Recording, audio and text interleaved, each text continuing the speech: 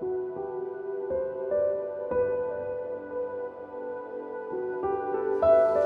morning, everyone. Welcome back to Namaste Village. Is everyone excited? Yes. You're going to probably be very excited with the direction that we go today. And if you're not, it's okay too.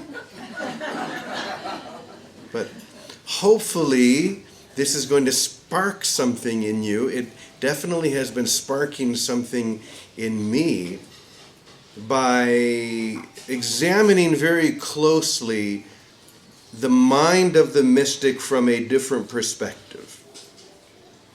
For the last number of days, we've been taking different great mystics from different traditions, reading a line or two from them, adding our own, sharing that inspiration, initiating that mystical experience within us. And that's great. But today I want to look at this from a different angle, to teach us not only what the mind of the mystic is, but also what it is not, so that we can see clearly our own mind and the way, the subtle and even obvious ways that we hide from or even reject the real transformation, all in the disguise of enlightenment. So, what am I talking about? Last night I started watching or rewatching a series that I watched a couple of years ago on Netflix. It's called Wild Country. How many of you have seen that? It's a documentary about the Osho or Bhagwan Rajneesh community, especially in their attempts to establish a city or a kingdom in the great state of Oregon. And everything that went into it, all the seeds that had been planted that led to that, on some level, catastrophe. It's fascinating. Very fascinating, because it shows us just how far that split mind will go to create the illusion of spiritual awakening, all the while wrapping chains around the true self so it really can't move or breathe. But first, I want to share an image or a vision with you. So I want you to imagine you're holding a pair of binoculars, okay? And let's say that you've never seen these binoculars before. You don't exactly know what they're for or how to use them, and you're looking at them, but you see these two pieces that seem to go right toward the eye. So you decide or realize that this is something to see through. But you don't know how to see through it, so you turn it around the opposite way. And let's say that there's someone standing about 10 feet in front of you. And so you look through these glasses, but not the right way. How is that person who's 10 feet in front of you going to appear? Really far away. They may look like they're 50 feet. They're way down there. Okay. And you will act as if, because this is showing you are seeing something that you believe. You're looking through the lens, you're seeing something, and you believe that that person really is 50 feet away or whatever it is. But then you realize, wait, oh my gosh, I'm not supposed to be looking through it like this. Let's turn it around and look through it the other way. So now that person is 10 feet in front of you still. They haven't moved. But how do they appear now? Right there in front of you. Okay? But there comes a point when you realize either I'm seeing them too far away or I'm seeing them too close. I'm never actually seeing them where they are. What must I do to see that person who's in front of me as they really are? Set the glasses down, right? All right, so I want you to keep that in mind as we go forward. So Many of us have probably had experiences where we find a teacher or a teaching or a community that really speaks to us or really lifts us into the experience of whole-mindedness.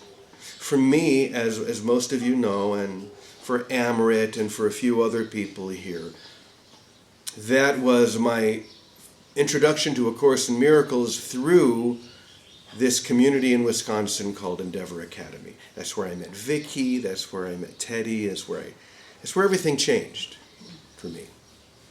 There was definitely this powerful feeling of home. I've come home. And there was also this powerful energy, this light vibration that emanated there, where people, I was just telling someone at breakfast that if you had walked into the session room not having any introduction or knowing anything about it, there'd be 150 or so people there, and you'd think you just walked into an insane asylum. The way people are jumping up and down and expressing this highlight association.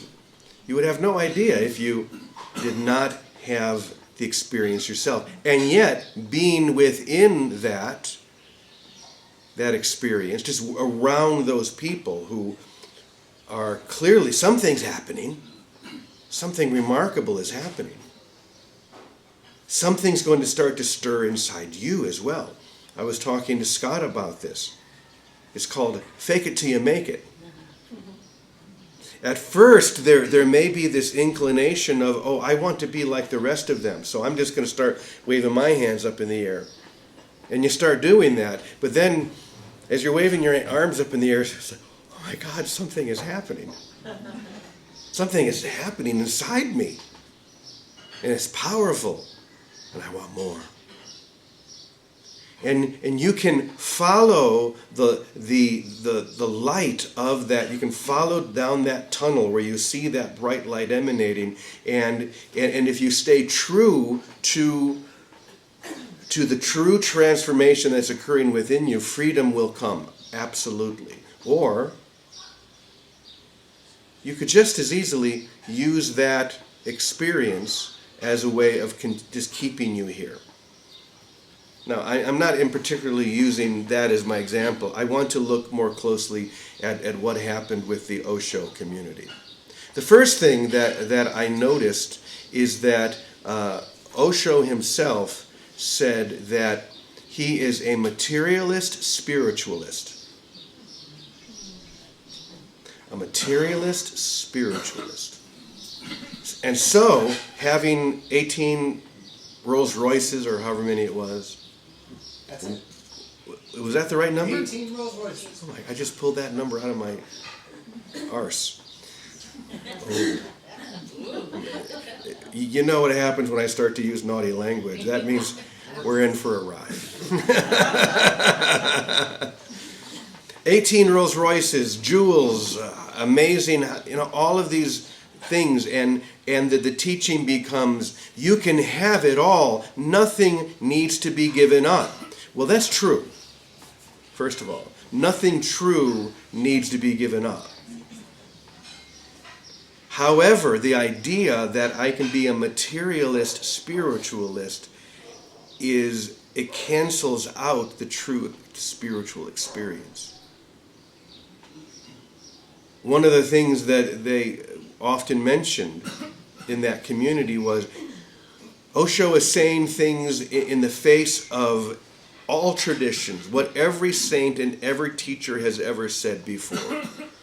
Usually, let's go back to the Desert Fathers. Leave the world, be quiet, and pray without ceasing. That is and has always been the core of the path that leads into the true spiritual experience. Not the ego illusion of that, but the true spiritual experience. But see, the ego, what it wants to do is to build a kingdom here and to inhabit it in some way that gives me the feeling of, or the ritual of, or the energy of a spiritual awakening, all the while binding me in a place that is not my home, in a world that is nothing more than the projection of my own misbeliefs. And this is what we see very clearly happening in that community. The idea that we can have all of these material possessions and at the same time enter into this high-bright association that we call whole-mindedness. I'm here to tell you it doesn't work that way. You have to surrender everything.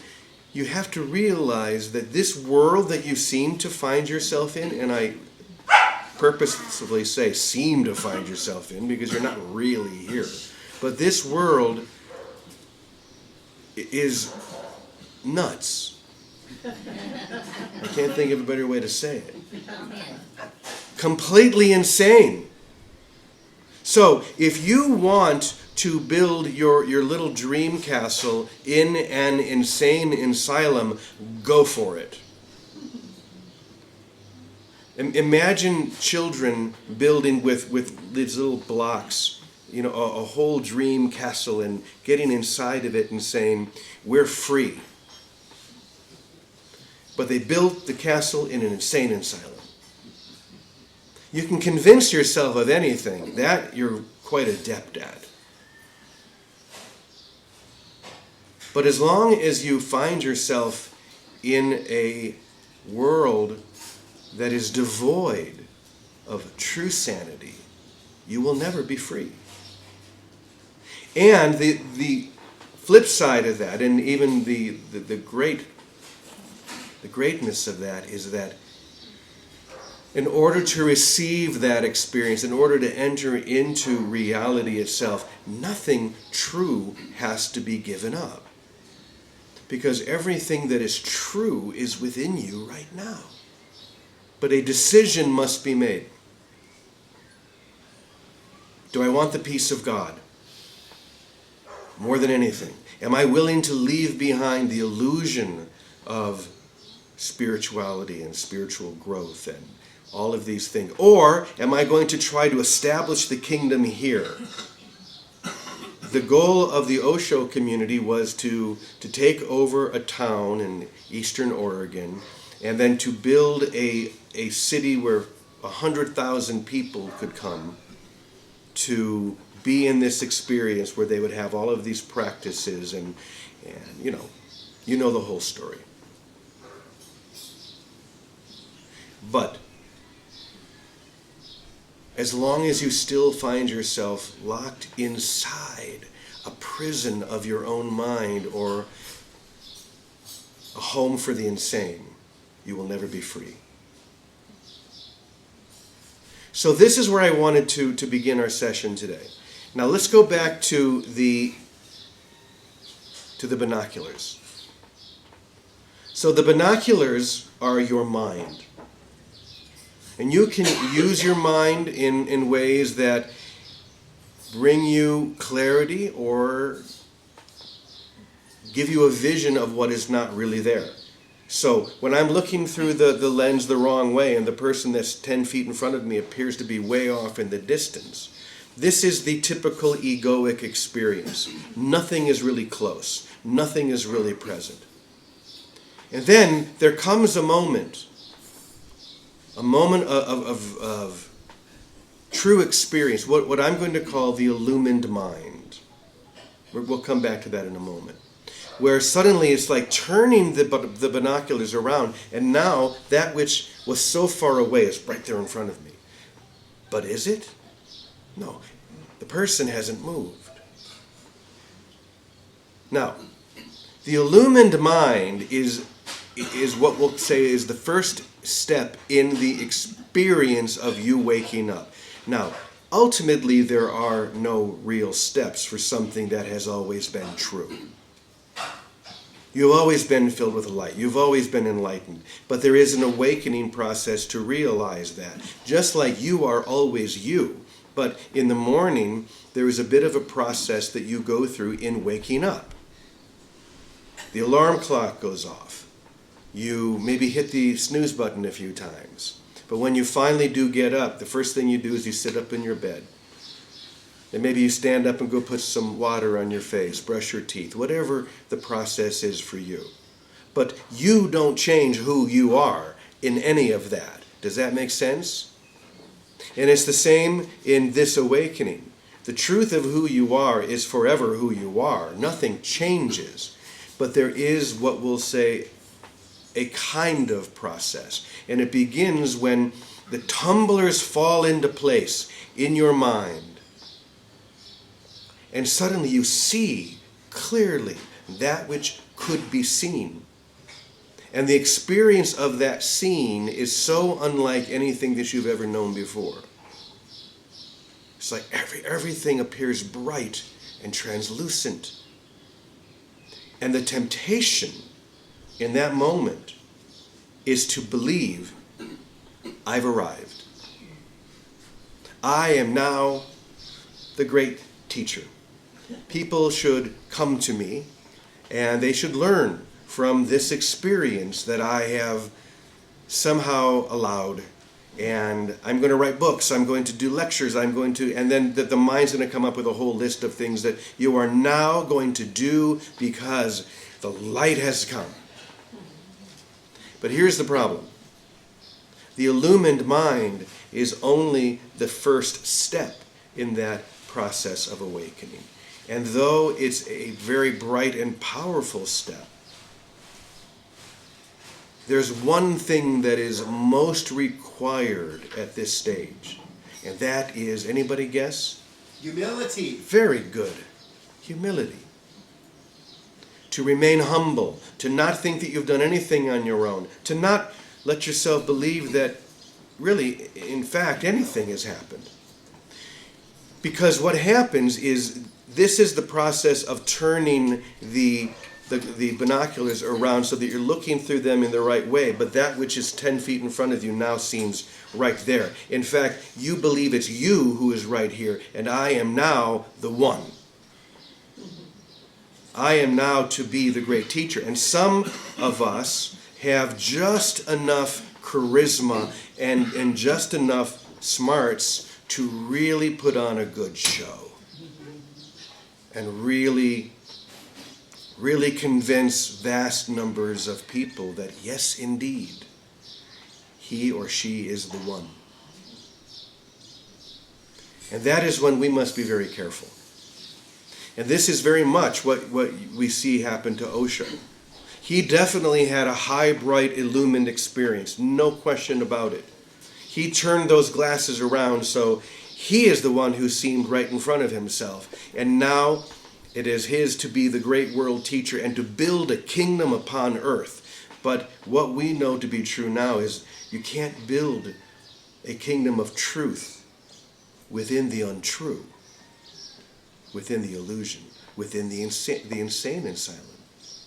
And that is why, as Scott said, humility is the key, because it's only when we realize I have done nothing on my own that we can now enter into the second phase of the awakened, of the experience, which is when it sinks into the heart, the awakened heart. Now my heart awakens through compassion and through love and continued deeper states of humility. And then finally there comes a stage, if I stay with this, where the illumined mind and the awakened heart merge. They come together into what we call the realized soul. And of this we cannot speak. There are no words, there are no concepts that can speak to that state of wholeness. And this is why, if you notice, when we are around people, the mystics, some of whom we've been talking about here, who have achieved that state. Let's take Anandamayi Ma. The presence of these saints are so palpable, but also their humility and their constancy in saying, no longer me, but thee. Don't look at me. I'm nothing more than a projection of your mind just as much as anything else is. Look only to thee, or to thee, to that which is within you. And this is something that you see very much in people like Ananda Maya Ma. And this is why her presence was so radiating and so integral to anyone who was around her. So, I guess in some ways, I don't like to think of it this way, but it is a bit of a warning, or just maybe a reminder to remember that you're never going to be able to establish the kingdom in the insane asylum, in the world. If you're really honest with yourself and you really look at what's happening in the world, especially now, it isn't a big step to realize that this is true. That the trajectory that we are moving, the path that we are moving along in the world is the opposite direction of where we want to be going, of the real experience. You've heard me talk about perhaps my friend Roger, who I wrote about him in Love, God, and the Art of Spiritual Peace. No, that's it. Love, God, and the Art of French Cooking. Roger is a master chef, French. And in his in the men's room in his restaurant and B&B outside Toronto, I love it because in the restroom there's this big poster, and in the poster there are hundreds and hundreds of white sheep all running en masse toward this huge cliff, and you see them all going over the cliff. And in the very middle of this pack, you see one black sheep going the opposite direction saying, "Excusez-moi, excusez-moi." Don't follow everybody else, because we're going over a cliff. Now, here we find ourselves, whether we're here at Namaste Village or whether we're watching this at some other time in some other place, you're ready. We started off by saying together, I am ready. You're ready to be like that black sheep and to turn around, to not try to establish anything here, because it will only bring you misery. Because no matter how beautiful it is, it's not going to end the way you want it to. Look at Osho and that community. It had to ultimately run its course in the most insane way possible, trying to poison an entire town in order to what? Take power. That's what happened. And that's supposed to be spiritually enlightened. It was apparently the largest mass poisoning in the history of the United States. All to try to establish a spiritual community on earth. This is the insanity of the ego. And sometimes we don't want to face that. Do you have to keep talking about that? Yeah, unfortunately. Until we don't. Until we really get it. Now, we find ourselves here in this borderland. And that's a beautiful place to be. Whether we're living here at Namaste Village or whether we're wherever we are. The borderland is a decision that we make. I choose the peace of God. More than anything, I want to see. I don't want to try to find or capture what can never be found or captured. And we find ourselves here to support one another in a true experience of stepping out of that insane asylum. So welcome. This is a good moment. This is a powerful place to be. And I thought this would be a good place for us to look at this as we have been looking at these other great mystical voices who are giving us these amazing messages. But to remember that this rubber band within my mind, when the more I stretch it, the more I come into this experience, the greater the tendency is to snap back into place, or what we sometimes call the gravitational pull of the ego, to pull us back. Until what? Until we keep giving ourselves to this, we keep breathing into this experience, we keep welcoming each other until finally the rubber band snaps and you're free. Until suddenly you're able to break free from that gravitational pull, and now it's effortless. You're home. So, looks like I went a lot longer than I thought I would, but I got on a roll. This is important stuff, but I do want to turn to Vicky now and hear what Victoria has to share. Go ahead, Vicky. Experiences. And we are all having experiences of an illumined mind in one way or another, or we wouldn't find ourselves together in this contemplative gathering. That's where we are. And that illumination in our mind of knowing is what got us here. And it's funny because the knowing is the knowing of light and of truth. But in terms of time and space, the place that I find that it leaves me is in this kind of joyful unknowing. I have no idea what to do with it, except that it's true. Nothing I see, there's no contest, there's no comparison. So there's a willingness to, in this knowing state of the light that fills us, our hearts and our mind, to be unknowing of what you do with it, except to, this is the second thing, receive it. And then we spend our time here receiving rather than getting.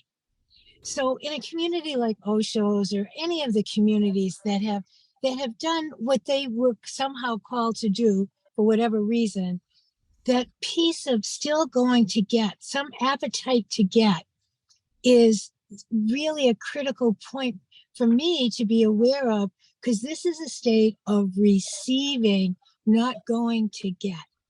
And it's receiving ourselves also as we are, also receiving the prompts of spirit and going with it. But it's not a reaching out and fixing and getting. It's a very humble acknowledging. It's a willingness to receive ourselves as we are, receive the prompts that come to us, and take a step in that direction. And then for me, I see more than I ever did, or I understand that direction to pray ceaselessly or love ceaselessly, in doing that, all these other mechanisms and appetites of getting and going after things, they fall away. Not because we're ascetics and we're pushing them away or we're denying them in ourselves, but because we allow them and we receive them. And in praying ceaselessly, all that means is hold a thought of truth, however we do it, some thought of truth, of God, of spirit. Hold that on our mind all the time. And a byproduct, an effect, is that getting mechanism of trying to get something with that thinking that you know something seems to dissolve. It falls away. So, and if it doesn't, and the urge is still to get attention, to get more students, to get a better house, to get, all that we need to do is look at it and let it in and receive it. Because the way of receiving is the way of welcoming everything in, along with that unknowing that seems to dissolve all of that getting mechanism. So that in true spirituality, it disappears on its own if we are steadfast in our intention. That's why purpose is so important. If our purpose is the truth, the spirit, then that's what we keep on our mind. As soon as getting something becomes important, then we've lost our joined purpose and we've come down a notch. And the reestablishment in us of what our true purpose is allows those lower thoughts to come and get dissolved. Thank you, Brother James. Thank you, Vicky. Wow. What an opportunity to speak so clearly about something that is so clear. And it becomes more clear as we join and affirm that what we really want is the real, true experience, not the illusion of that experience. But the seeking, the getting, the trying to get attention. If you remember, one of the things we said at the very beginning of the week is that my seeking attention, me, look at me, creates a tension in my mind that blocks me from seeing what is real, what is whole, love itself. So let it all go. Come with holy empty hands unto God. Don't try to establish anything here. But come to the borderland. Join together as we do here. Support one another in saying, yes, I am ready now. I'm ready to step in. I don't need to play this game for another 15 lifetimes. You can if you want. But the ending is guaranteed. So why not now? Especially when you realize what that ending is. It's just the beginning. Why keep putting off the beginning by not letting the end finally end? Why would you sit in a movie theater when the movie's been over for 18 years? I'm just sitting there, but maybe it'll start again. In the meantime, you just find yourself sitting in a movie theater surrounded by other people looking around going, what? Walk out. Or it's like being in a play and the play ends, the audience has gone home, and you're still standing there in your makeup, in your costume, waiting for something to happen. Everybody else has gone home and you're standing there all by yourself. In the meantime, the door is open. The backstage door is open. The light is streaming in. Walk through. Go home. It's a beautiful opportunity. So thank you for saying yes. Thank you for realizing that you are ready for this. That's all you need. So once again, I'm going to say a couple of things and I want you to repeat them, right? Here we go. I am ready. I am ready. I am ready now. I am ready now. Take me. Take me. Amen, amen, amen, e punto. Thank you, everyone. Thank you, James. Have a beautiful day. We love you.